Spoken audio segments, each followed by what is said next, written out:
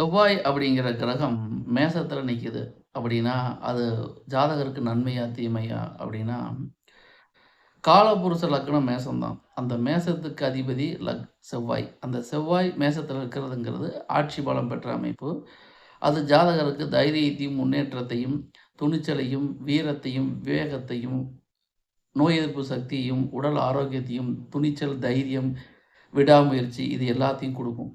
அதே சமயத்தில ஜாதகருடைய இளைய சகோதரர்கள் ஜாதகர் மேல் அதிக பிரியமாக இருப்பார்கள் அப்படின்னு நம்ம சொல்லலாம். எனவே எந்த லக்னமாக இருந்தாலும் சரி, லக்னத்தில் செவ்வாய் இருப்பது அப்படிங்கிறது பெரிய பாதகம்லாம் கிடையாது.